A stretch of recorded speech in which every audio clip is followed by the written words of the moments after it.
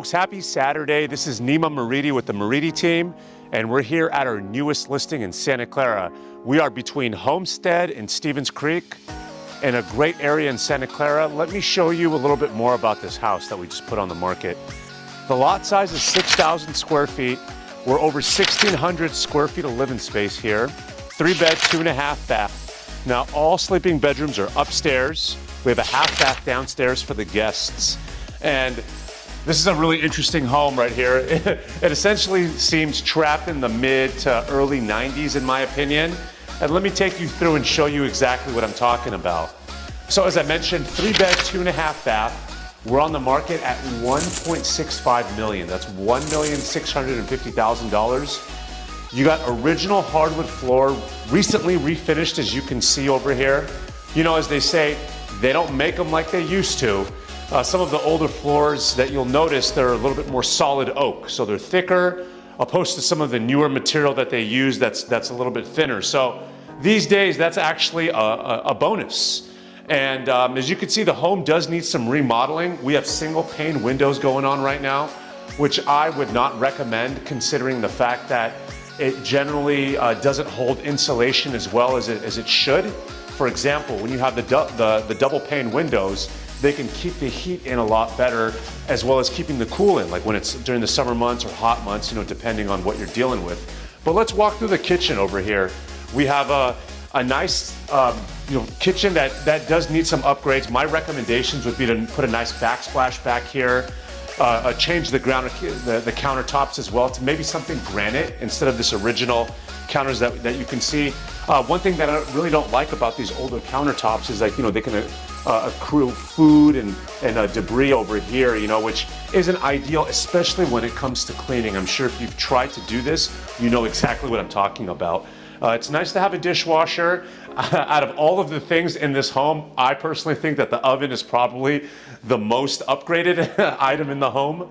But let's keep on looking over here. I forgot to mention something about the stove here.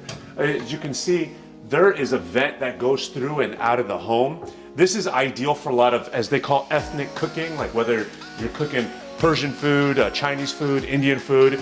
We use big bowls, right? And like the woks and stuff like that. There's a lot of steam. So that's usually ideal for things like that. So come on over here. This is like your living room area. We got a nice little higher breakfast nook going on. And as you can see, again, single pane windows, and you have a closet over here as well. The whole home has centralized heating, no AC, but heating is present. This is that half bath that I was mentioning, what I was talking about. As you can see, a little throwback from the 90s over here with the black toilet.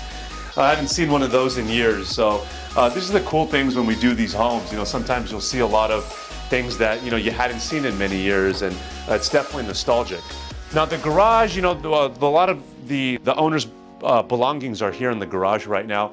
We generally recommend folks to take a lot of the clutter out of the home and put it inside the garages, which they did over here. So it's usually removed at close of escrow, but that's the reason why everything is over here. The furnace and the hot water heater are both located in the garage. Now that we're done with that, let me show you folks upstairs too. So if we go upstairs over here, as I mentioned, all bedrooms are located up here. You have this nice little door over here for some increased privacy, separation. You know, this is the first hall bath over here. The tub, as you can see, nice stainless, a window over there, interesting design. And you have your sink back over here, just a single vanity. And then right behind the amazing cameraman, we have our first bedroom over here with, again, a single pane windows. We're gonna get to the backyard at the end. It's very lush, and you'll see what I'm talking about over here. There's a lot of potential. Nice big old tree in there, and I'll show you what you can do with that. Another standard bedroom on this side, over to the right. And finally, this is the master bedroom. It's a nice bigger closet relative to the ones in the other bedrooms over here. There's another closet right behind on this side. Right over here, you know, decent amount of space. Now the seller elected to not have centralized AC in the home. They never installed it. They own the property for a little over 30 years, but didn't do that, but for the master, they did put an in-unit here, personal AC unit for the bedroom. And so that's the upstairs for the most part. Let's go take a look downstairs. I also forgot to mention that the elementary school is a big selling point for this property. You might be wondering, what goes in when we're factoring pricing for a home. This $1.65 million price tag does obviously include the home, but Sutter Elementary School is one of the most sought out elementary schools in Santa Clara, if not the most. The last time I checked on greatschools.org, that had a 9 out of 10 rating. So for a lot of folks, when education, if they have kids and education is really important to them, they factor that in, right? So that's why these types of homes, especially on this area, which we'd consider South Santa Clara, are a little bit more sought out after.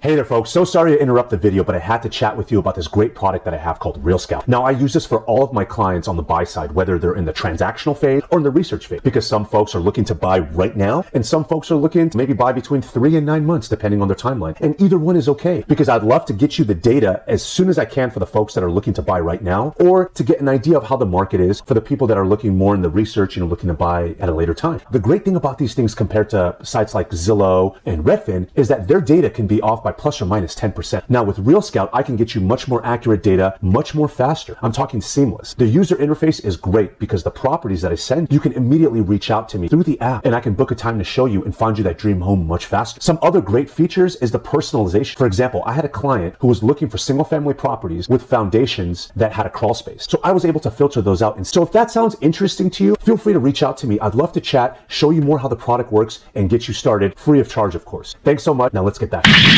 So this is the backyard. We have a pond back over here, as you can see, which has been drained. If folks question hey, how can I get this filled? I got a guy who can do these things. They did it for one of my father's rental properties. So I know that can be done. If you want to keep it, no problem. Get some koi fish in there, have a little zen backyard if you'd like. But if you want to optimize your backyard by having more space, that's certainly an option for you.